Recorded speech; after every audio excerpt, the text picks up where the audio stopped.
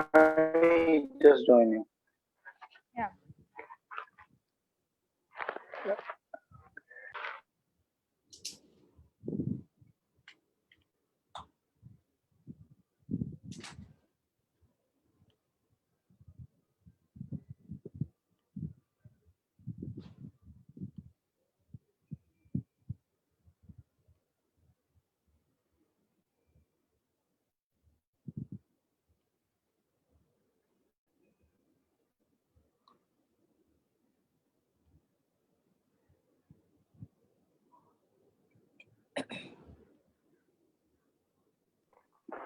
Harsha, hello.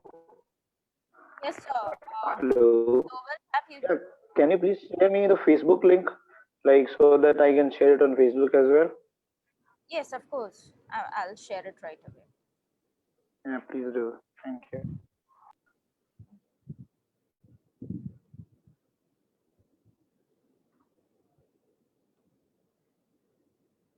Yeah, I have pasted it.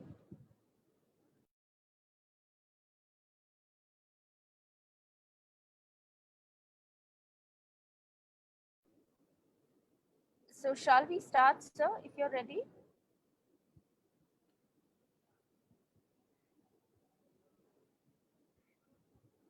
So we are live on Facebook.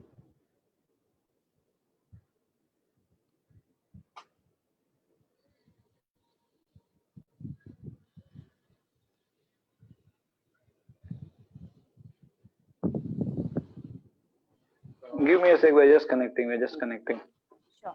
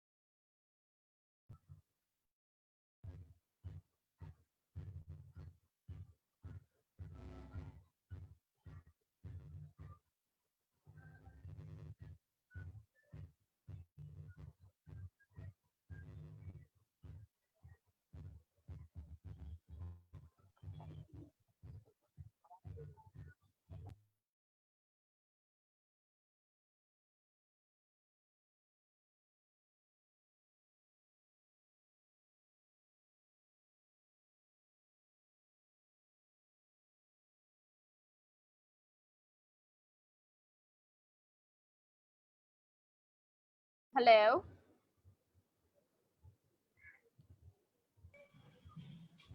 Yes, we can listen, madam.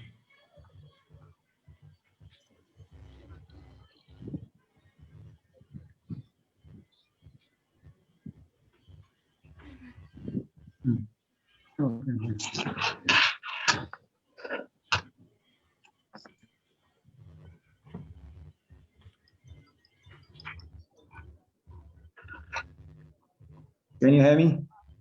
Yes, sir. You are on. Good evening to you. Good. So I'm all here. Are we ready to start? Yes, yes. We are ready to start, sir.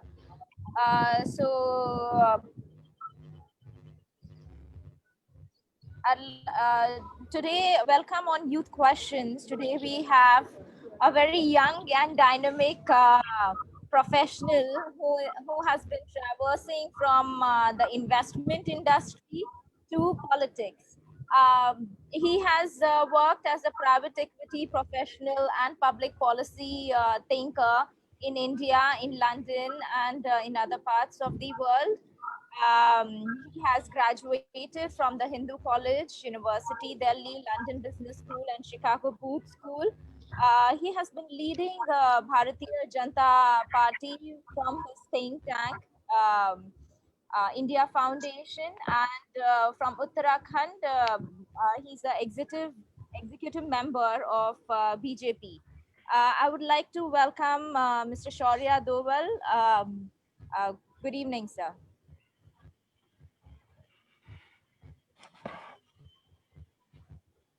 Hello.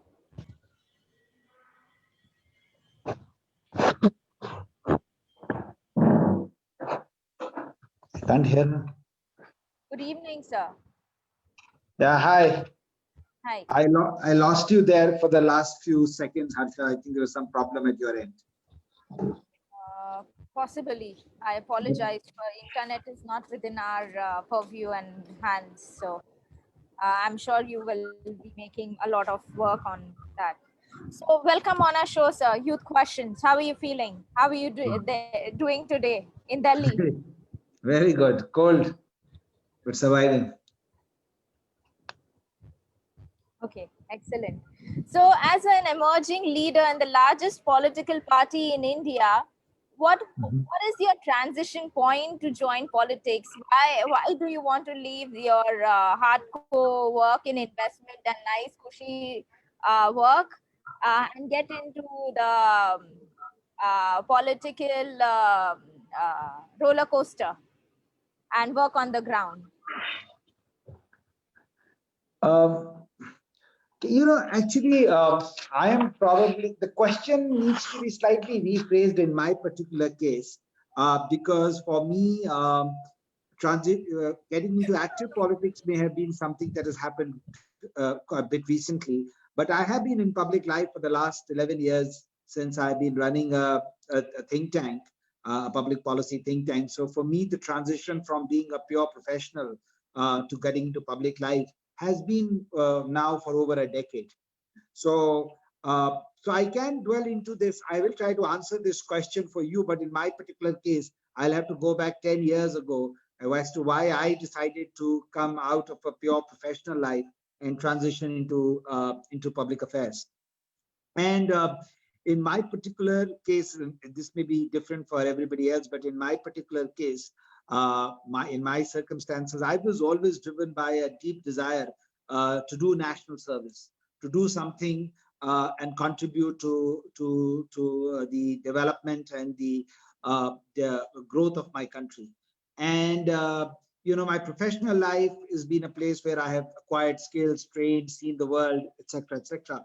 But the scope of contributing to nation building was limited, or at least so I thought, and hence I decided to take a more direct role, which included my transitioning from living overseas back into India about now 12 years ago to come and work on the ground. And so that has been my unique reason why I have chose to do what I'm doing. And then, of course, since then, getting into more and more involved, first from think tank, now slightly more into active politics or organizational politics, and then maybe possibly electoral politics, etc. They are just very natural transitions for somebody who chooses this line.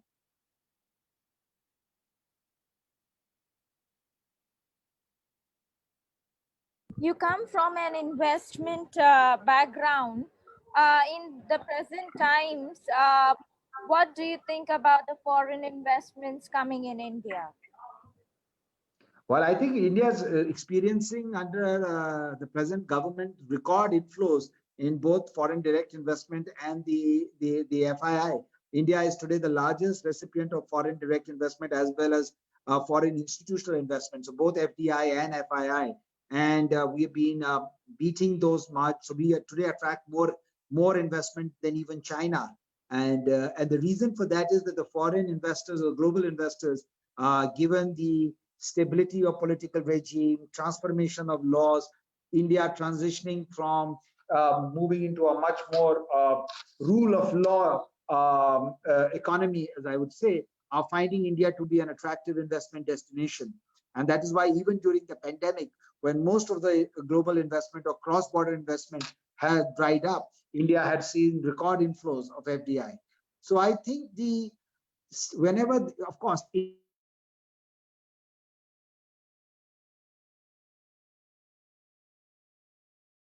India always has well-trained, skilled manpower, good educational institutions. So and then also a very large growing market. So India is indeed a very attractive investment destination for global capital. But I think in the last few years, the added advantage of having a stable political regime, a progressive government, a government that actually is giving India, is sort of correcting some of the traditional ills that plague India's economy, like corruption and slow bureaucracy, etc. They're trying to improve that. I'm not saying it's all sorted out, but we are on an upward trajectory, which I think is inspiring a lot of global investors to believe that India is a good destination to put their money. And hence, I think that if India continues on the track that it is currently working under, I see more and more inflow of global capital coming to India. As investment destinations globally recede, and chances for investors, to invest their monies become less, more and more of them will come be attracted towards the opportunities in India, which will be very good news for our economy and for its future growth potential. So, as a director of India Foundation, which is a think tank of the government on economic policy, in order for these investments to come and to realize in our market, what steps do you think we should take post-COVID and even during these times, especially for the MSME sector, which is badly hit after the recent policy changes during the last and the present tenure? Yeah. So obviously, I mean, first, let me clarify that, India Foundation is not the government's think tank. The government's think tank is the Niti Aayog, of course, and, whose job is to advise the government formally on government policies. Of course, India Foundation, being a political think tank, does also contribute in some way or the other in some of these economic decision making, but I would not overestimate its importance. So that's clarification number one. But having said that, I think that the government is already doing a lot of, has come out with a lot of initiatives to support the Indian economy in these unprecedented times. There are two large fiscal stimulus packages that have been announced by the finance minister during the course of last year, have basically been targeted at the MSME sector, which is the mainstay of the Indian economy. And, the philosophical direction that the government has given of Atmanirbhar Bharat, which is effectively talking about indigenization of the Indian economy. So moving India from being an import-dependent economy and trying to increase the level of indigenization is also a direction which will further strengthen the MSME industry, because that will open up opportunities for them to grow within the Indian economic growth. So I think by and large, we can see that the government has been essentially focused on stimulating domestic demand. Now, coming back to your question, that what should the government be doing? I think, well, the government's already doing that, so I can only add my further 2 cents of to advise to what they're already doing, which is effectively, as I said, they are trying to build domestic demand. And in a world of tomorrow, a post-pandemic world where global demand will be constricted because of demand disruptions and supply chain disruptions because of the pandemic, I think India will be better off if India continues to generate local demand and continues to supply to that local demand from our domestic economy. And I think this is exactly in quintessence what Atmanirbhar Bharat is about, which is build domestic capacities and capabilities to meet domestic consumption and demand needs of a growing Indian population. And I think the government's encouragement of this sector and the government's policies in this regard are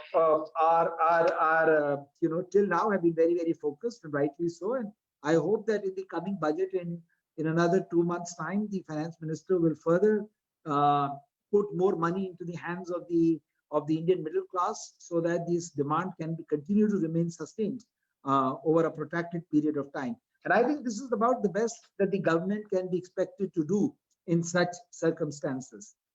So, in essence, the answer to your question is that Atmanirbhar Bharat, which is indigenization of the Indian economy, is probably India's panacea to come out of this COVID stronger and better than we had entered into it. So when we talk about Atmanirbhar Bharat, I would like to question about the support given to the startups and the stimulus packages, the concessions and the funds that are being introduced for the startup community, especially the young generation. That's how we can be Atmanirbhar. So please share your viewpoints on that. No, I think the very fact that Atmanirbhar Bharat is really focused on the startup community and the startup approach to the Indian economy. You see, historically, if you go back to the Indian economy and its structure, Indian economy and its structure had a huge bias towards large corporations. It were these large corporations that had access for whatever reasons. There were a whole host of designed architecture post the Indian economy of the 60s and the 70s, of the license Raj economy, where a disproportionate share of the Indian economy had been captured by the large corporates that had access to decision makers, access to capital, access to all the investment bound opportunities that were coming into the Indian industry, Indian economy, and therefore the big were getting bigger. And it was impossible for the new entrepreneurs to come into and start their own enterprises because there was not a facilitating environment. Debt was very high. There was no government approach to formalize this sector. And that is why, while much of India depended on the MSME sector and was dependent on it, most of it was in the informal sector. The formal economy was extremely concentrated in the hands of large corporations. And we all know how these large corporations were able to get their way through in the old economic order. I think what this government has really done is actually change that mindset. It has said that the future of India does not belong to these old corporations, but the new entrepreneurs that are coming up with new ideas, new technologies, and new ways to solve India's problems. I mean, you have often heard the Prime Minister very eloquently talk about the fact that we need the startups of India to actually start solving India's problems, because when they start doing that, that is when it will start making more, even more commercial and business sense for them, because India is such a huge market. So I think that we are already on this path. The Atal Innovation Mission, the ability to put labs around at different places, support startups, and really build up that ecosystem where more and more confident people, young people, are feeling confident to leave, to not become employment seekers, but become employment generators. I think is a big change in India's mindset, and I think this behooves very well for both the Indian economy in particular and in the Indian society and India's future in general over the next few decades. Excellent. I really appreciate the initiatives taken up by our present government. Now, in 2018, you initiated Buland Uttarakhand Drive and launched the project Bemisal Gharwal, which aims at developing the quality of people's lives. What all activities are done in the same, and what are the initiatives taken under the PPP model, especially by the corporates under CSR and sustainability? Yeah. So, emanating from what I was just saying, that when I decided to enter more of active political life in Uttarakhand, which is my home state, I approached it with the same philosophy, which is alluding to the first question that you asked me, which is to say that politics is about public service. And therefore, I thought that, how do I connect with my state and with my people on the issues that are going to be relevant to them. And Buland Uttarakhand was an initiative, or is an initiative in this regard. And as much as more and more time I have spent on the ground, meeting people, talking to people, working within the party, I've come to realize that politics is nothing but public service. And every politician must approach this public service from an area of expertise that he or she are comfortable and conversant with. So obviously, some politicians have great background in social justice, in mass mobilization, in working on ground with welfare activities, social welfare. That was their background. My background came from an understanding that how economic growth, and particularly unleashing the economic potential of our people, of our nation, is very important. And it is with this approach that I am approaching public service in Uttarakhand, whereby I am thinking through Buland Uttarakhand of ways to bring about greater economic growth and prosperity among the people of Uttarakhand, both by small micro initiatives, maybe in agriculture, industry, but even more importantly, through, in my view, policy interventions, which fortunately politics and being part of the BJP allows me to do, because we are in government and we will continue hopefully to be in government. And as people who are in government, we have access to the capacities of the state to bring about a change, an economic growth in the lives of our people. Of course, Uttarakhand is already a very fast-growing economy. We are at about 6.5–7% growth rate, faster than the national average. We are among the top states in terms of GDP growth rates. So, I think that we are already on track. But I would like to do my 2 bits in further ensuring that not only do we continue to remain on this path, but we become one of the fastest growing states in India in terms of economic growth. Wonderful, sir. Now you background, and mostly in politics. That's what meant. Now, how I'm not in politics, and does it require a capital pairing, maybe? I couldn't hear you. Could you please repeat your voice broke? Can you please repeat the question? You come from a very privileged. Am I audible better? Yeah, better now. Yes. Yeah. So you come from a very privileged background. There are many youth who want to be in politics, and they are not from so privileged background. So I wanted to understand from you, how do they join politics, and does it require a lot of capital to contest, since maybe you're preparing for it? Okay. Well, first, let me clarify that, I come from a very respectable background, but I don't come from a very privileged background. And there is a difference between the two. I come from the background of any other civil servant, and and it gives me no either advantage in politics or any other profession that I may have chosen to do in my life. So, just to give you an example, I have behind me 25 years of an academic and a professional track record. Whether it was getting into being a university topper of Delhi University, or becoming a chartered accountant, or going to London Business School, or my background, my family background doesn't help me in that. You still have to get your marks, you still have to appear in competitive exams, you still have to rise. And the point I make this is because everything in life depends upon merit.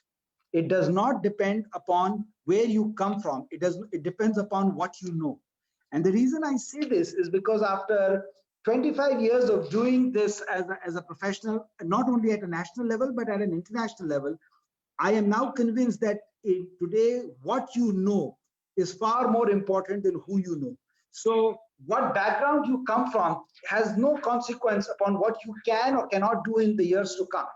So, whether it is entry into politics, whether it is entry into professional life, whether it is entry into sports, whether it is entry into any field of life, your background can only take you so far. If you don't have the metal in you, if you are not willing to put in the hard work, if you are not willing to develop the caliber in you, there is only so much that you can go. And Indian politics is littered with people from so-called privileged backgrounds who now are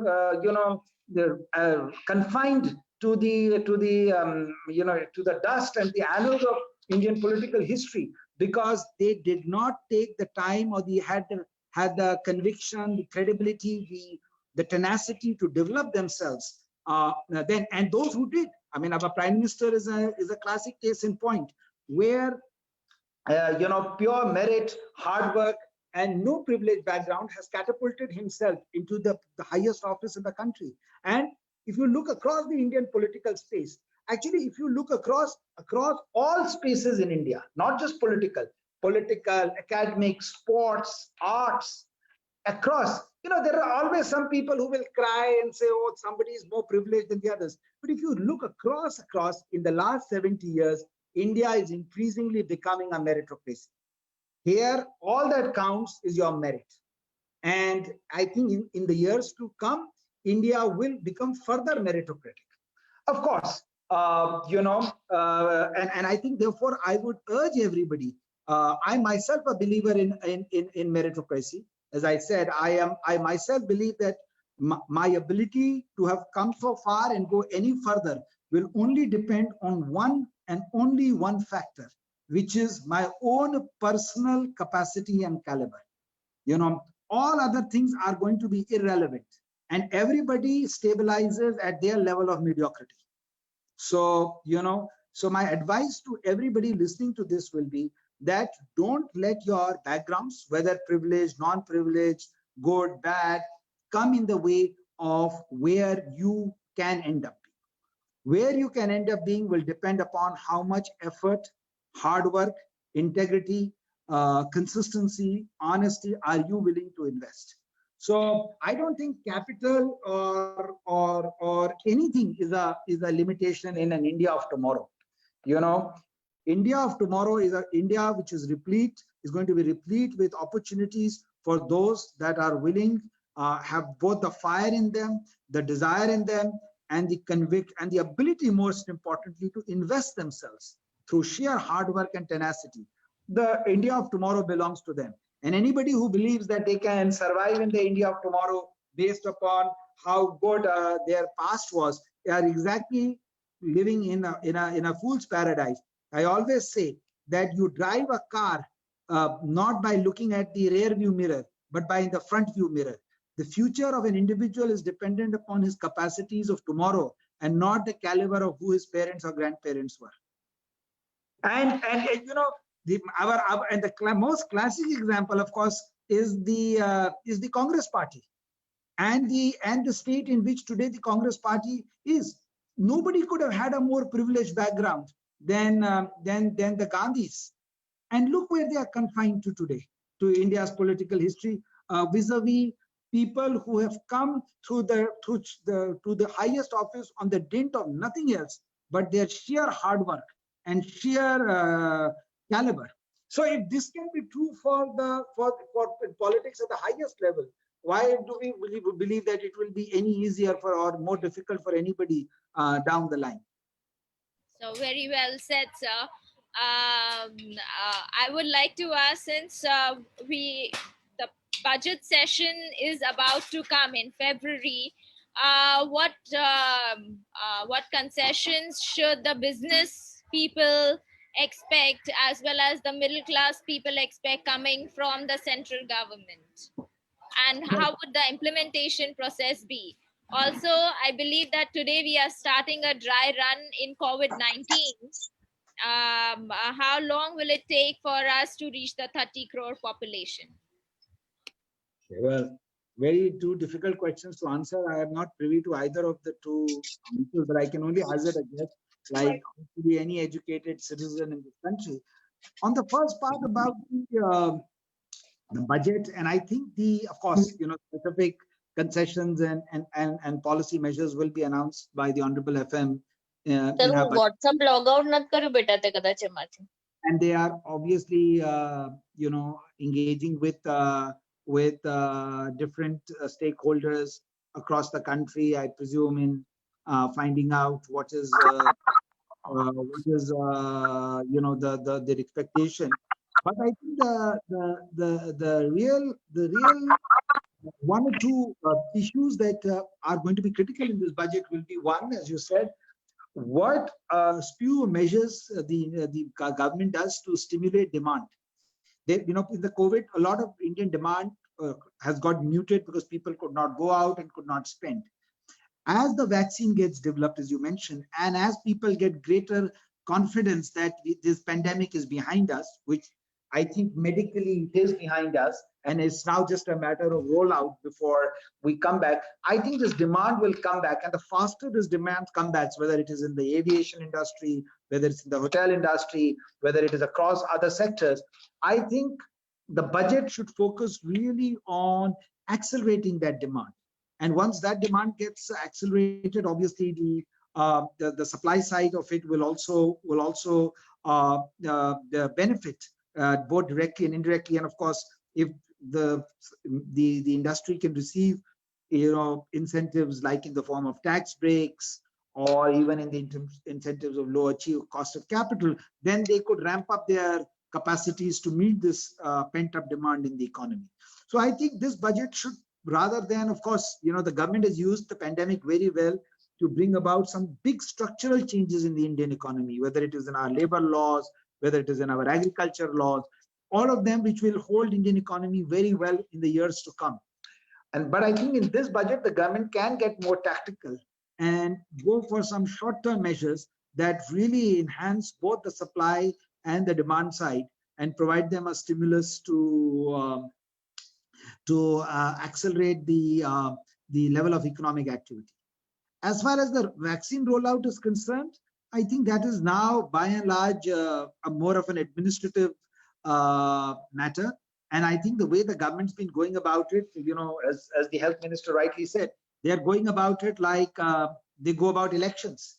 India's elections are the world's most remarkable phenomenon, in which, close to whatever, I don't know the number, but maybe 100 crore people or thereabouts, or slightly less than that, actually vote. Now, if India can conduct fair and free elections every 5 years of a logistical exercise across the country, where unprecedented in the world, where people can actually do it, and not by and large, but virtually fair elections with no violence, with no disruption, then I think India can take a large logistical exercise like rollout of the vaccine. Provided we obviously have enough vaccines and we get enough vaccines, I think India's administrative machinery and systems are beautifully tuned to deliver this mass kind of delivery systems to people. We are a country that has obviously eradicated polio through mass immunization. So, our systems of immunization and our systems and our delivery systems are very well oiled. And I think the government's on the job. They know this is, they're doing their dry runs. So obviously I don't have the answer that how much time will it take to cross 30 crores. But, I have this feeling that once India and Indians and the Indian government and the Indian state sets their mind to doing something, we're slow to start, but once we do, we generally get it done quite well. So, I'm quite optimistic that it will be faster than most of us think it will be. So very, very well said. Your answers are cut to the point. From our side, last but not the least question. Now, Digital Parliament is a digital app to connect the masses with the political leaders. What all features you as a politician and working in the organization of the largest political party in India see that our political leaders will need it now or tomorrow, and also the masses of India in order to connect with them? What kind of features do you see that an app like this should have? I think that if your app can find more and more ways to connect the politician with the people, right, and ability to get the people to get real-time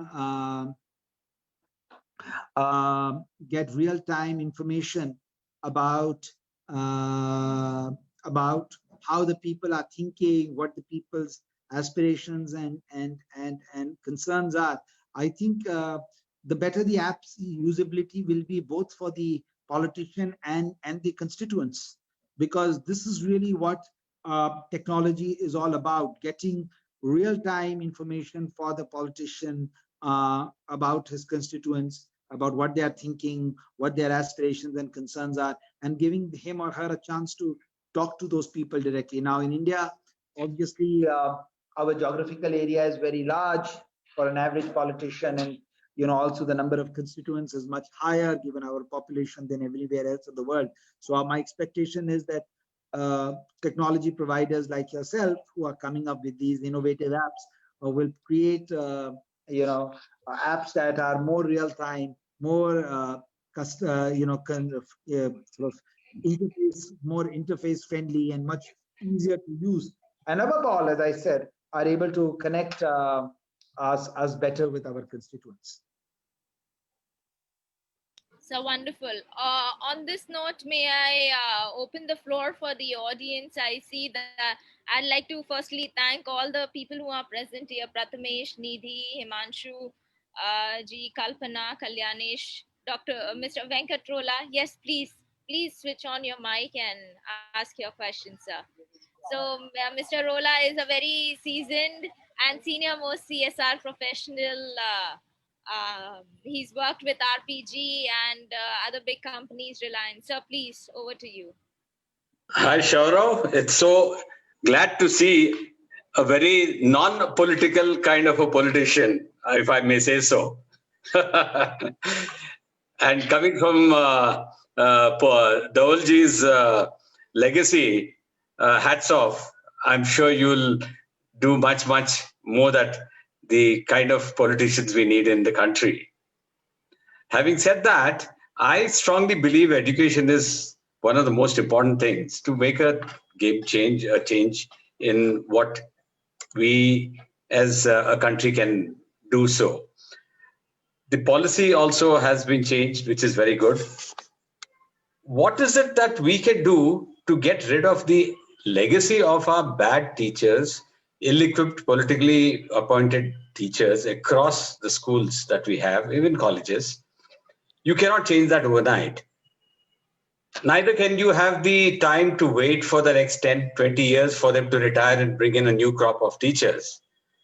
What's the solution? So while everything is in place, the engine to drive it are the teachers. How do we deal with that? You cannot train them overnight, nor can you change their ways and their means that they can come with the baggage that they do. You cannot transform them. Yes. Venkatji, I hear what you're saying and I hear your concern. But, I think that while your fear is right, it is not, I would not 100% agree with you.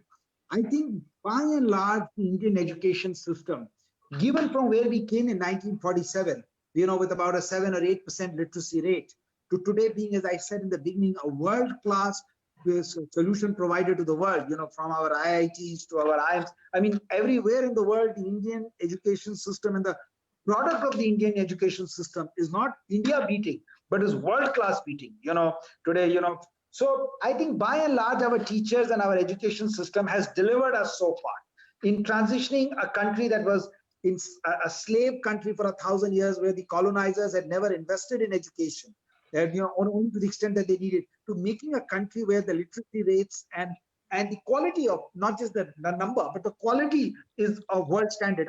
You cannot see, look across Africa to across Asia to across even a country like China, which did not face this kind of a colonization.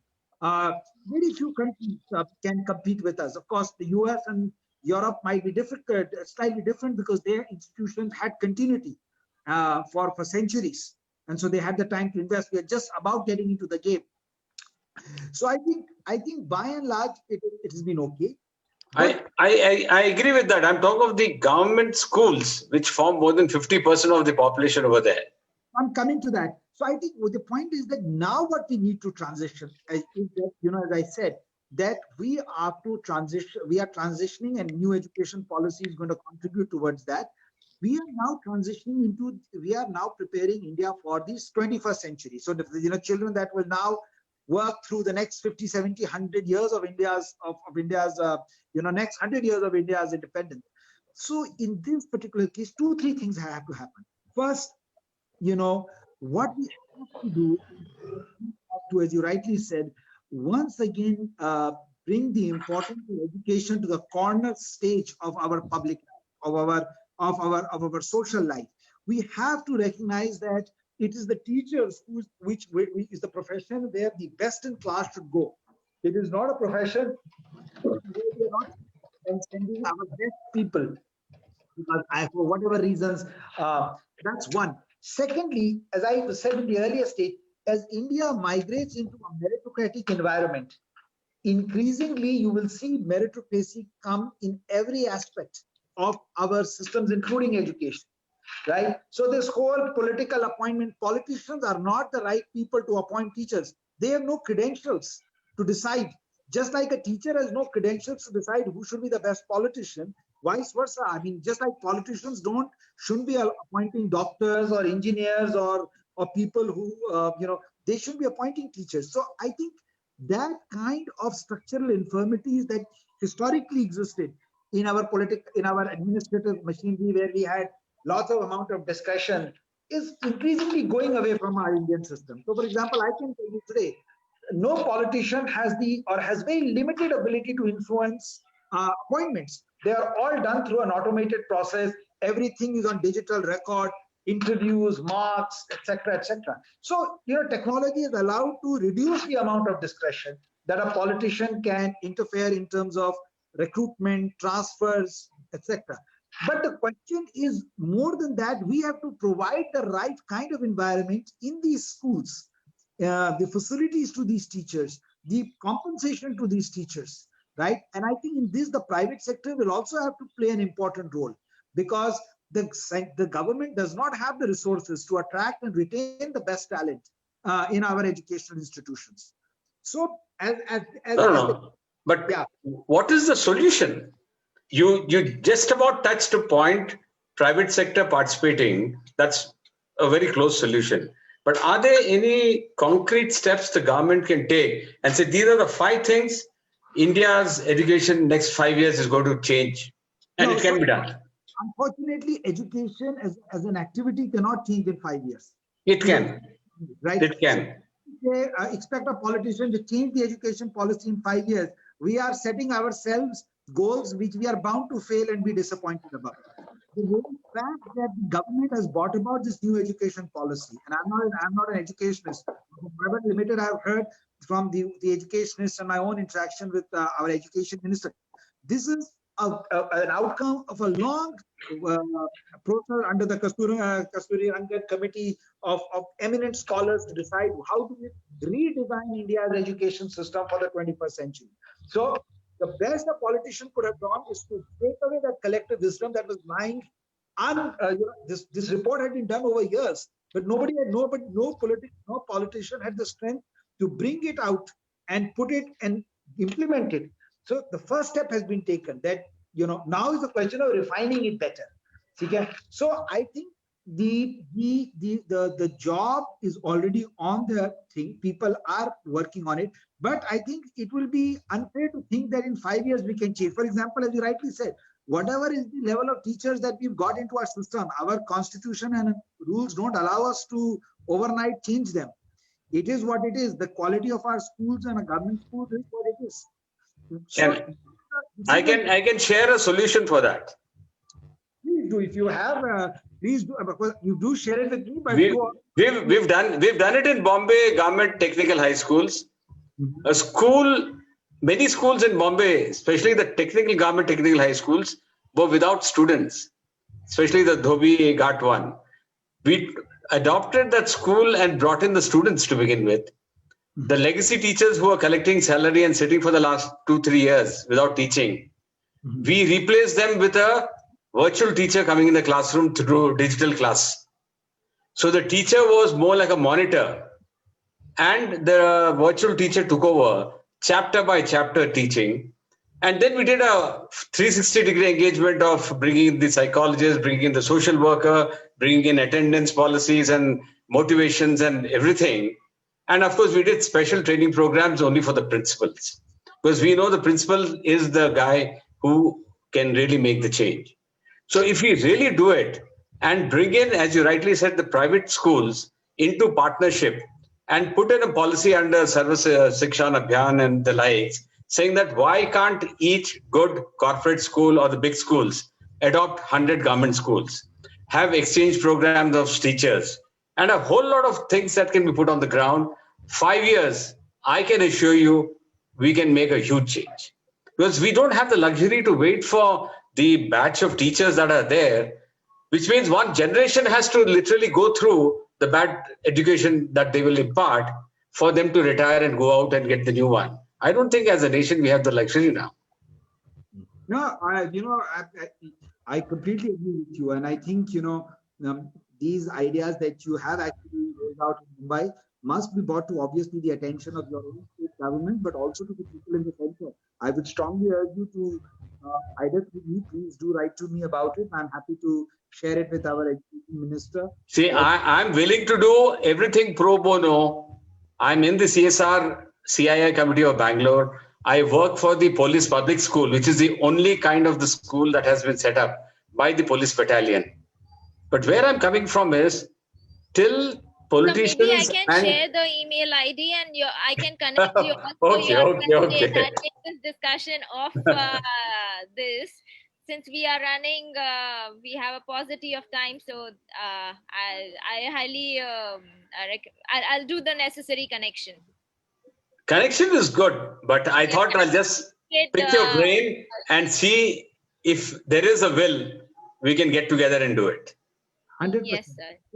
Connect me to someone in BJP. I'm a lover of what is happening in BJP. I strongly believe another 5 years should be granted to BJP to do what they are doing. So I really want some grassroots level changes to be happening. Get me in touch with the BJP right person, someone like you in Bangalore. We can work together.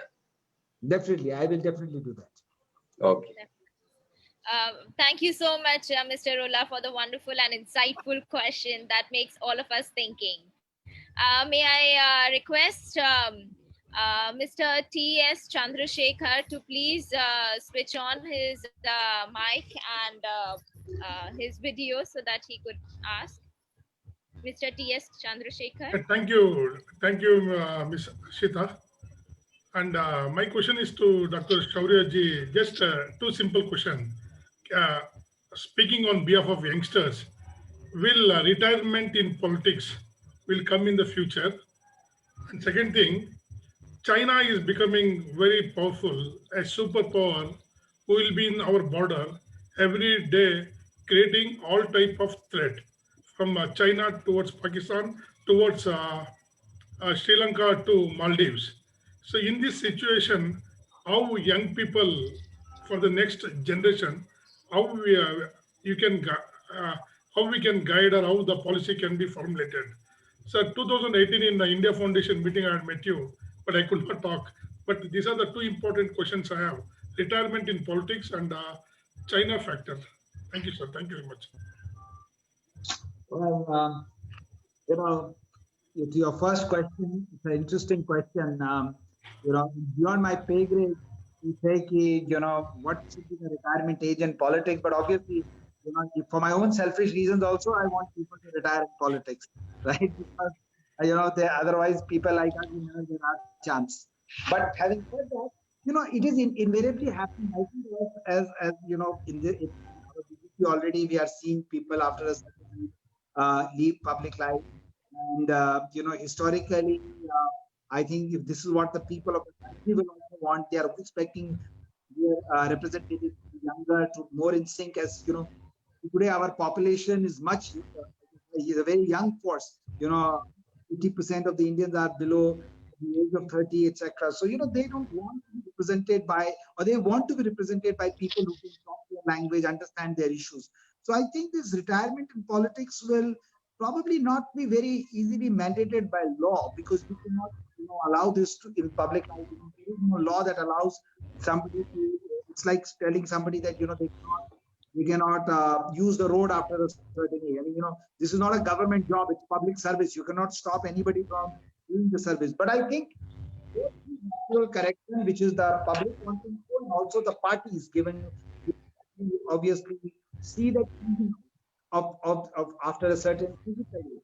But having said that, there's also a lot of experience in many of these people. Many of the people at the top of politics, the number of years they have dedicated, bring about a very tremendous amount of experience that gets lost when they leave the public life. So I think the country has to find the right balance between energy and experience. I agree with you. Historically, it had tilted towards too much towards experience and no energy. But we should not go the other way also, that we have too many young people with little experience trying to guide, some of the younger chief ministers with very little experience that we have seen come up in some of the states, um, have yet to demonstrate that they have the administrative sagacity, wisdom to be able to carry a state, because we, a wrong person in a position of power can do more damage, structural damage, even if they don't have the right experience and wisdom, So it's just not about, uh, asking old people not to get there, but also ensuring that we get the right person for the right job. So that's point number one. On your second point vis-a-vis China, I think the China question is, what the youth can do is that, in simple terms, is that every person should do what they do best and make their job world class. China has become China because for 20 years, China started producing world class manufacturing for the world. So they took one space and dominated it and transformed their economy to become today, in 5 years, they will overtake the US economy. They were smaller than Indian economy in the late 80s. They pulled out 850 million people out of poverty. So, I think the lesson to be learned is that if you want to compete with China, let's forget what China does. It's like, we don't need to worry. The only way we can compete with China is if we invest in building our own capacities and our capabilities. We don't want to defeat China. We want to be the best in the world. When we are the best in the world, by default, it will be better than whatever China does or the US does or any other countries does. So if we play sports, let us win the maximum number of Olympic medals. If we are teaching in schools, let us win the maximum number of Nobel Prizes. The youth in this country should start thinking world class and become world beating. Going back to my earlier point, merit. In every phase of Indian life, merit must become the touchstone of performance. And when that happens, I think India will not only sort out China, but any other country in the world. Thank you, sir. Thank you, sir. May I request Ms. Kalpana Chaudhary to please switch on her camera and mic? Ms. Kalpana Chaudhary? Yeah, hi Harsha. I just can't switch on my camera because I'm driving and I just couldn't miss Mr. Shaurya Dovalji's talk. So I'm here. Hi Shaurya ji, how are you doing? Very well, thank you. So glad to see you here and such amazing input. I just wanted to understand, we all talk about women in policy. So I personally feel we can only call ourselves global leaders when we boldly invest in women at grassroots level, including in national decision and policy making. What are your views on this? Absolutely. I mean, I could not agree more with you.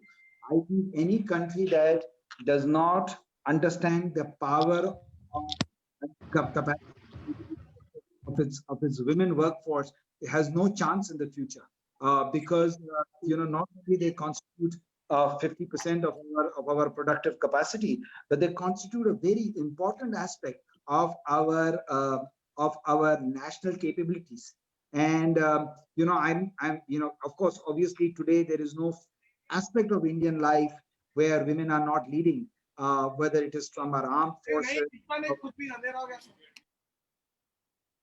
Sorry, it's okay. So they are not. So I am, for one, a great believer, obviously, in women taking a much larger role, and I'm even all for affirmative action, even in public life. And obviously, I'm not an expert on this issue, and I haven't really developed my own view about reservation. I'm a pretty, as a layman, as somebody of the 21st century, person who works with women across the world, I see no reason why India should not adopt this when everywhere else in the world people are recognizing the power of women in public life and bring about big changes. Short answer to your question is that I'm with you 100%. Now, the real challenge will be that how do we work with the existing systems which obviously may not be equal to in gender, and try to bring about sensitization and change. But this change is inevitable and very urgently required as well. Yeah, thank you so much, Shaurya ji. You answered my question very well. Thank you so much. Totally agree. Thank you so much, sir. We have our next question from Mr. Prathamesh Pandey. Prathamesh, request if you could switch on your camera and mic and ask your question. Yes, ma'am. I'm audible. I am audible. Yes, you are. Yeah. Hi, Shaurya sir. Sir, wanted to draw your attention on something which no one is looking onto it. Sir, there is FCRA coming to India every year with the money. In recent Parliament, our MOS home Nitin Rai sir has said that in 2018-19, almost 20,000 crore has came to India. But where this money is going, no one is looking on it. A report says that 90% money is going to conversion. In other words, it's going for NGOs, which is run by Christian missionaries. Total 25,000 NGOs are there, such as you are, sir, coming from Uttarakhand. Currently, 3 days back, there is a report that in Dehradun, one village is fully converted to Christianity by the NGOs, Catholic Church, and how they operate it. They open colleges, schools, through that their money, everything is systematically is going on. In recently also in Andhra Pradesh, the MP of YSRCP, which is expelled from their party, had said that the current CM is Christian, but and he's also Christian missionary, and because of his help, currently now in Andhra Pradesh, 25% the tribals and Adivasis and Hindus are converted to Christianity. The name of the MP is Krishna Raju that has said in the debate, and he is expelled from that party. It's going everywhere in Jharkhand, it's going in Uttar Pradesh, Kanpur, everywhere. Most of the tribal areas also, and in Delhi also it's going on. They also do in the name of women empowerment, and in many things they do like that. And total there are around more than 25,000 NGOs such are there, which is doing conversion.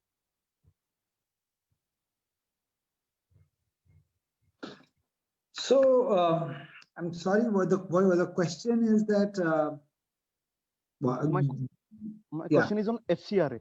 The money is coming and it is using for conversion, which our home ministry is knowing, but they are not, because of fear of Western and because of I think that's why they are not looking into it, because also that it's calling that it has become a famous, like it's majority, and that's why. But it is a issue. So what basically is your question? Since we are running out of time and we have 4 more people and we just have 2-3 more minutes remaining. I hope so would be gracious enough to extend 10 minutes to us. But what exactly is your question in one line? One line is the money is coming. It should be means you have to means that where the money is used. Where the money is used. Yeah. So this conversion is a serious issue. It's a serious social issue. It's a serious political and issue. Sir, in Uttarakhand, some BJP leaders also supporting it from back. Yeah. I agree. So this is a problem. I concede the point, and I also obviously in the last few years, the government has come down very heavily on this issue. Now the various state governments are also enacting certain laws to limit this. And the misuse of money that we know comes from various sources across the world for these activities has to be blocked. Of course, I assume, I'm again not privy, but I assume that the country, the people in power are seized of this issue. But let me assure you that many people feel equally strongly about this as much as you do, and whatever is permissible within the law, and is constitutional permissible, they are doing that. So obviously our constitution allows people to practice the religion that they practice, and that's fine. But money should not be used as an incentive to make people change their faith, and any misuse of that money should be limited, if not completely eliminated. So I'm sure that people are on the job, and maybe it will take time for the results to show. But please do write into the relevant people if you have specific instances, and I'm sure some action will be taken. There are many member of parliaments are aware. In Andhra Pradesh, this condition is very poor. Lots of temples are destroying by this missionaries, and the CM, he's full supporting it. Maybe I'll connect you with Mr. Doval on email, and we can take this off the show. May I request Ms. Likhita to please switch on her camera and her mic and ask her question? Ms. Likhita? Yes, I am present. Yeah. First of all, a very good evening to one and all. And I am from Andhra Pradesh, and I am studying B.Pharmacy second year. And my question, it's not a question, but it's just a suggestion, like I think so, what I'm speaking about presently. Today we are seeing many corporate schools and colleges working for just for grades and reminding things, but what the current new education policy is emphasizing is to share the academia with industries. Even today, when I was reading about some article regarding London, there was a municipal corporation where they will be constructing roads according to the children ideas, means they will be correlating their ideas with the construction of roads. And again, there were many tribal areas where students have started their pick upping their knowledge regarding their resources and utilizing and making their vocal for local slogan, just like it's an standard attention to the whole global. So nowadays, what Likhita, what is your question in one line? What is your question in one line? Means still we need to develop our colleges, institutions to correlate academia with industrialization, because government is fully supporting it, but regarding implementation, it is making a bit tough task. Today I am seeing many youngsters are going in a manipulation way. They are taking many softwares and going in different ways. Really, when I see them, they have that much knowledge, but still they were unable to get on the right form. So what's the initiating steps can be taken by the government still more to fund their projects, or what? How can government solve this problem, or any academician or anyone? How can they solve this problem? Can you please suggest anything, sir? Can I make a suggestion? Or can I supplement what she's trying to say? I come from Andhra. I know what's happening. Can I? Sure, sir. Yeah, sure. No, with the permission of the chair. Yes, sir. To sum it quick, there's a whole lot of business of schools and colleges who enthuse the children, telling them you are all so smart. They give them such high marks while they're doing all their internal exams, and they put them through the rat race of IIT entrance and the likes, and spoil their entire imagery and dreams that they built and aspirations, both of the parents and the students. In the process, the Ramaya colleges and the tutorials that come with it, they have looted the public. At the same time, they have not given quality education. They made them just robots to finish their MSET exams and ESET exams and whatever exams they try to make them appear. So it's like a factory creating only one type for all. By giving permissions to these kind of colleges and schools, the government is in a way responsible, because the parents are ignorant. It's the law of caveat emptor, beware buyer. We should change that beware buyer into beware seller. the poor buyer who's just buying these colleges offerings are getting cheated. Same with the education given for engineering students. They're all looting money. They have no quality education of engineering.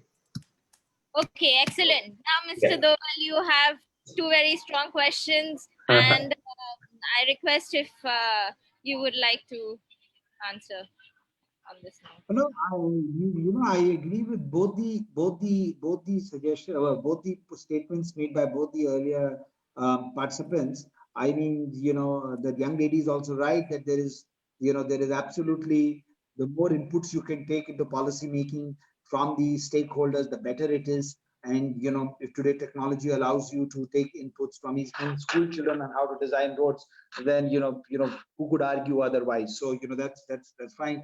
And as far as what's going on in Andhra, of course,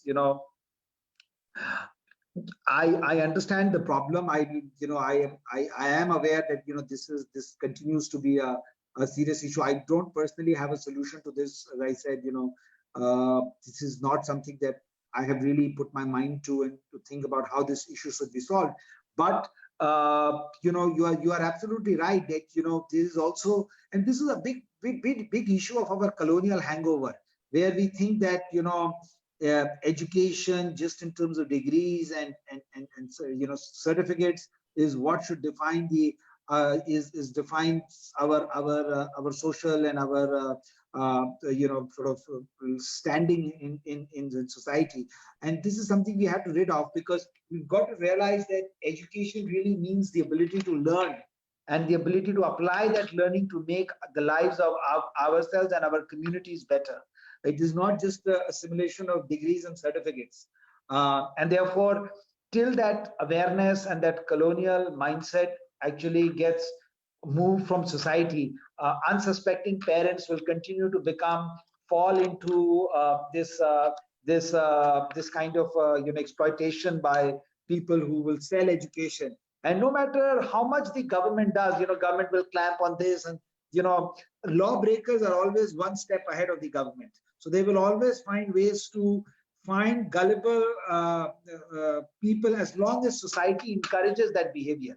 As long as society encourages the fact that education is just mere degrees is education, and education is a passport, or degrees is a passport to a better life, we will continue to see this. So I think we must keep at it and keep trying to change the mindset of society.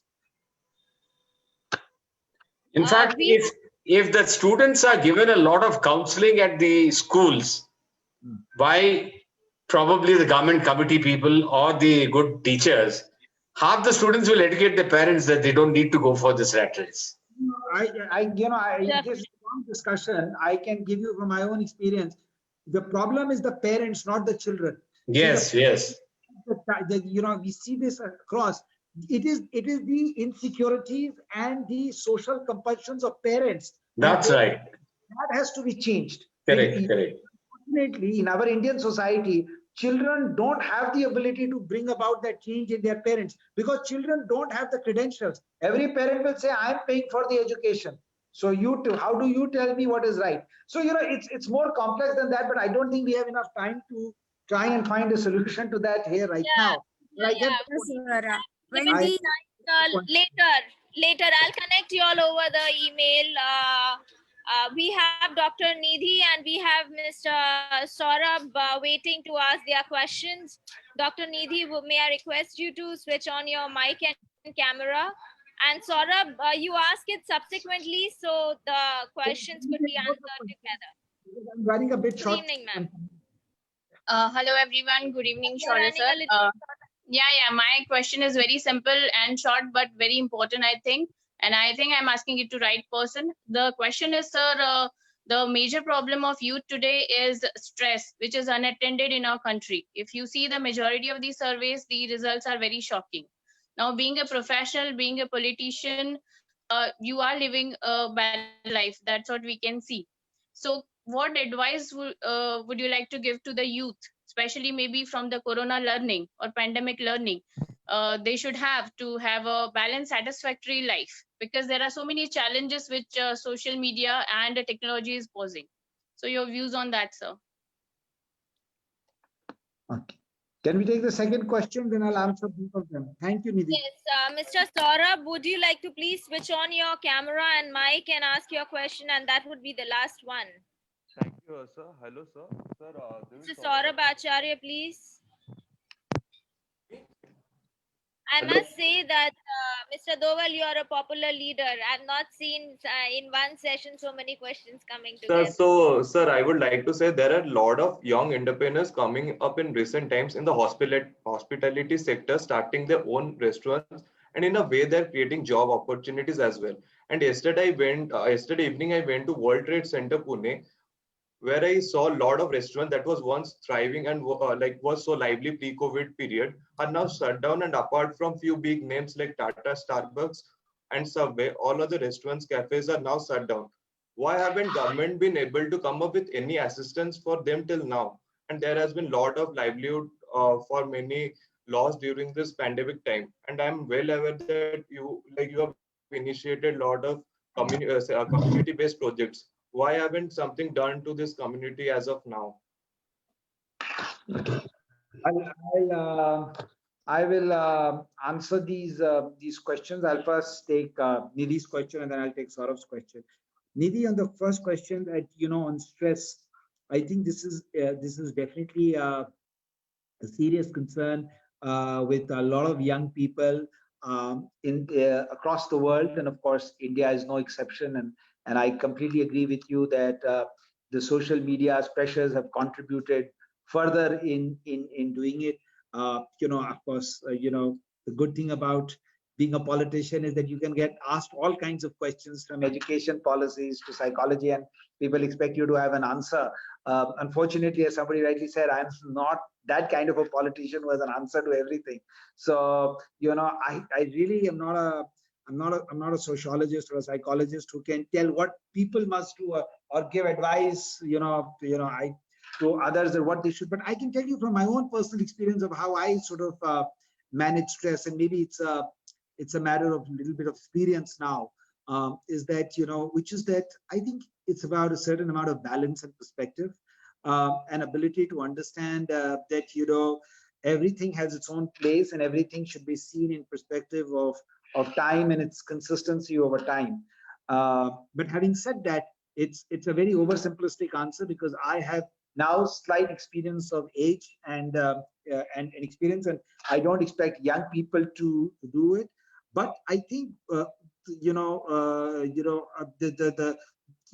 we can try and take away the pressure of expectations from young people, I think then I think we will be able to give a much more stress-free environment as parents, as society, as a nation. I think we as a country, as a society, put, and this I've seen from my own experience living in different parts of the world, is slightly more than in other parts of the world. As a result of which, our youngsters in their early ages are not able to fully live their youth because of the tremendous pressures emanating, which add to their stress significantly. So I don't know how this can be done, but if it can be done, I think, at least in my limited knowledge, this might help ease some of the pressure that our young people face. As far as Saurav's question is concerned, Saurav, this is also a slight misunderstanding of the role of the state. Just like when these companies or these restaurants were making a lot of profit, they were not expecting to share the profit with the government. They were going to take. But they're paying taxes. Like there are Swachh Bharat says they're paying the tax. Yes, sir. Let me just complete. Yes, see, what happens is that economic cycles come up and down. The very fact that businesses will be under stress, the government may do something, but the business people, the young people who are starting these eateries, must not bank on government subsidy to decide on their business models. Some of them will perish in this pandemic. They will learn new experiences. That experience should give them confidence to take those mistakes that they have done and not do them again in the ventures that they apply, right? the whole idea of entrepreneurship, the whole idea of taking is to learn these experiences, is to become overcome these challenges and become entrepreneurs. That is what this is going to teach you. Government cannot keep tomorrow when this person who has opened one restaurant becomes a big industrialist and has 5,000 restaurants across the country. He's not going, it will not be for governments to come and bail him out. The government's job of taking taxpayers' money is to help do certain other functions. But this, so I think I would encourage young people that yes, pandemic has created a problem. Government must give them whatever individual support at a societal level that it must, but taking enterprise risk, whether to open their business, shut their business, grow their business, cut down the business, how to do the business, is a decision that they must take based upon their own experience and learnings. And if they make some mistakes, no problem. They are young people, they will have to make mistakes. They should learn from those mistakes and not repeat them in their next venture. Right, sir. Thank you so much, sir. Thank you. Thank you, Shaurya sir. So may I request you to please share your email ID so everyone who wants to communicate with you can directly write to you? Yes, I will ask my colleague to send you the email ID after this call. So you can. Okay. Okay, sounds good. Any final message for us? No, thank you very much. It has been a lovely conversation. I didn't realize we've already spoken for over an hour and a half. So, I am grateful for all of you to have given me this opportunity. It's always good to talk to young people and to hear their views. And it's always good to be in a dialogue and have to speak with them and not have to speak to them. So, this is the bad part of a politician's job, is when he has to speak and only have others listen to him. So it's very good to hear all of you. I wish you all the best. Wish you all a very happy new year, and hope 2021 allows you all to realize all your aspirations and dreams. So with that, thank you. May I request all of you all to please switch on your cameras for a final picture with all of us. Please switch on your cameras so we can take a group picture.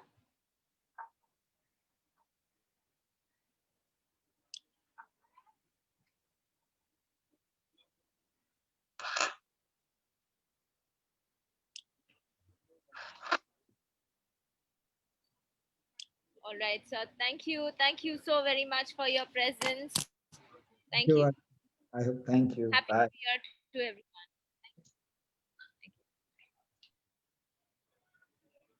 Thank you everyone for joining.